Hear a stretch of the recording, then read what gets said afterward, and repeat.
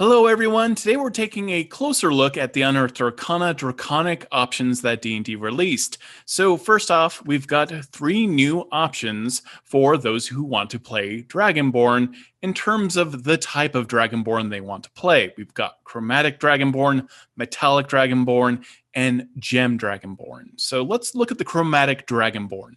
First off, all of these have a very specific lineage when it comes to Dragonborn that will affect their breath weapon type as well as what they are resistant to. This is universal for all of these Dragonborn. So if you're playing a Chromatic Dragonborn, you are connected to either a black dragon, blue, green, red, white. There's some kind of connection there that you are based on. So this will affect your breath weapon. That means you could either have acid, lightning, poison, fire, or cold all as your breath weapon and all as something that you are now resistant to. Now, this is where we start seeing some differences from what you see in terms of the Dragonborn that you get in the standard player's handbook for D&D. And I think a lot of this is absolutely an improvement, especially if you are just very excited for anything dragon related or a big fan of playing Dragonborn in general. So the biggest difference that we're seeing right away is that this breath weapon that you have doesn't take a full action. You can replace, if you take the attack action, one of your attacks with your breath weapon. This is a huge deal.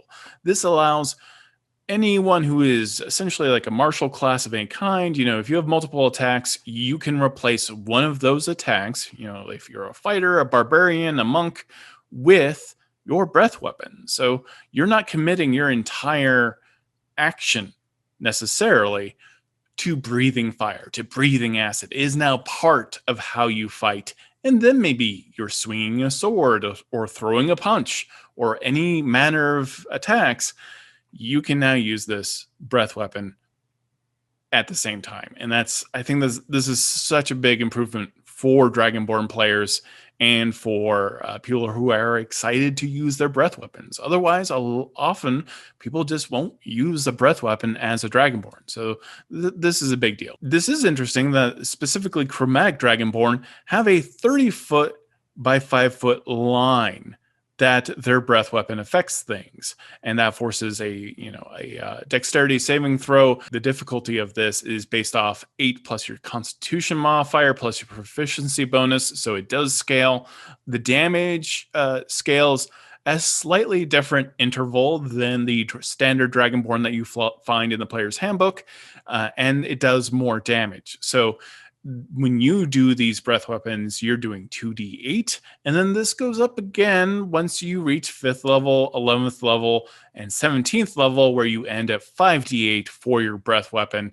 And you can do this a number of times equal to your proficiency bonus, or after you take a long rest. That's huge. So the breath weapon really now is you can use this during your attacks. You can now use this multiple times. And of course, you are now draconically resistant to the damage type that you breathe. And then at 3rd level, if you're playing a Chromatic Dragonborn, you also can completely protect yourself, become fully immune to the damage type that you are related to for up to 10 minutes. Now, this does take a full action. This is not a reaction, but it's interesting. So if you are, say, a red Dragonborn, you can basically become immune to lava, right? So that's pretty impressive. A red Dragonborn just wading through a stream of lava is pretty cool. However, a bit situational. So this really is handy when you know what type of monsters you're fighting or what you would expect the type of damage you might encounter. But it's fairly situational. Like you see the scenario and you're like, okay, this one thing that I can be immune to, I'm going to choose to be immune to it for 10 minutes. And 10 minutes is a very long amount of time. But when compared to the Metallic Dragonborn's abilities, it's not going to come up, I feel, as much. So that's essentially the Chromatic Dragonborn. Let's go ahead and take a look at the Metallic Dragonborn, which I think is a bit more effective, probably in combat long term. But let's go ahead and dive in. So the metallic dragonborn, of course, are associated with being brass, bronze, copper, gold, silver. Dragons are part of your history or your ancestry. So that means that you are doing fire, lightning, acid, or cold damage.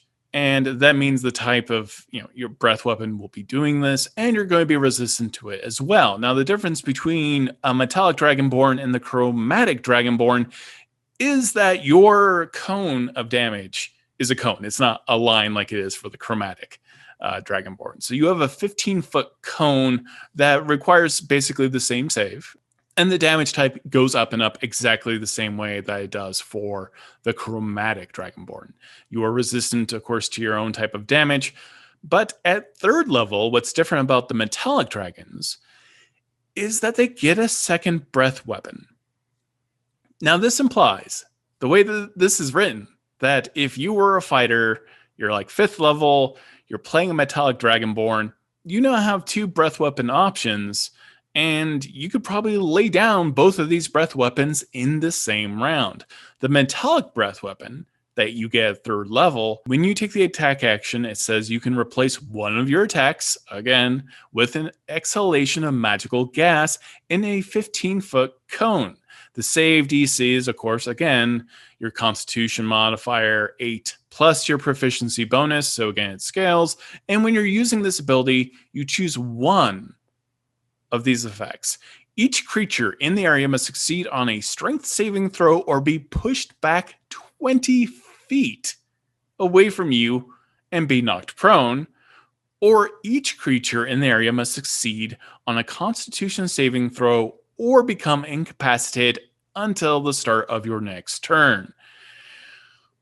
This is very effective in combat. Now, being incapacitated only means that enemy cannot take actions. They can't take reactions. So you're not getting advantage on attack rolls or anything, but you're basically noping them and potentially just shutting down a bunch of creatures all within 15 feet of you. And then you can just watch you and your party just kind of lay the smackdown on whoever is in this, whoever's in this 15-foot cone. Now, you can't use this breath weapon again until you finish a long rest. It's not tied to your proficiency bonus, but I feel like this is going to come up every time in combat, I feel like. Almost every time. Whereas the immunity to all damage of a certain type for the chromatic dragon, I feel like is a lot more situational. So I feel like the metallic dragon is very effective in combat, having 2 breath weapons with, as it's written here in this Unearthed Arcana, you could use one of your attacks, use this breath weapon to, incapacitate your enemy in front of you, any creature that's within 15 feet, and then lay down your breath weapon as well to do damage to all of them. So you're really just laying down the hammer on whoever you're fighting. It's really cool stuff. I think this is really fun. Overall, I think for these 2 Dragonborn, it just makes it way more fun to play a Dragonborn in combat. And I think these are both great options. Let's move on to the Gem Dragonborn, which are very unique and has some very core strengths. So historically, Gem Dragonborn are a little bit more psionic focused. So they also are tied to a very specific damage type, which you will find here. So if you are a Dragonborn that is Amethyst, Crystal, Emerald, Sapphire, Topaz, this will affect what type of damage you do. These are unique, though. So we've got Force, Radiant, Psychic, Thunder, Necrotic. Most of these are actually very rarely resisted, especially Force. So what's interesting is you are now resistant to also the damage that you can do with your breath weapon. So being resistant to force damage is exceptionally rare. That's kind of like a massive advantage for, any playable race. So you do have a breath weapon. It's a 15-foot cone. It's the same dexterity saving throw. It scales the damage the same way as it does with the other Dragonborn. It's that 2d8, and then at 5th level, it's 3d8. 11th level, it's 4d8, and then 17th, it's 5d8. It's certainly more damage than the player's handbook Dragonborn. And then you get to be resistant to potentially force damage or radiant or psychic or thunder or necrotic. That's huge. Now, also, you have you can telepathically speak, and this is the more psionic history for gem dragons. You can telepathically speak to a creature that you can see within 30 feet of you. You don't have to share the same language, but they have to understand at least one language for you to communicate. And that's just something you can do. Then at third level, you can basically, as a bonus action, temporarily summon a bunch of gems or crystals around you in the shape of wings. And effectively, for 1 minute, your walking speed will determine a flight speed that you now gain. That's fantastic. It's very evocative. I'm very curious what this will look like and how players will describe it. But to get a flying speed equal to your walking speed as a bonus action is very, very cool. So that's kind of my analysis of the new draconic races that we are finding in this Unearthed Arcana. I think these are great options. I think they are a lot more evocative. They're a lot more combat friendly.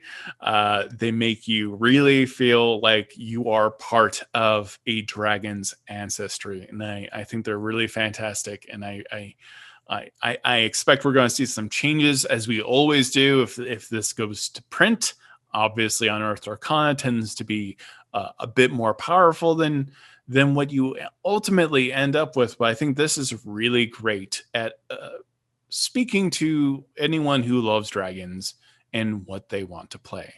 I'm Todd Kenreck. Thank you so much for watching. I really appreciate it. If you want to support more videos like this, like, subscribe, comment, let me know what you think about these new draconic options. We also have a Patreon if you want to support more videos like this in that way.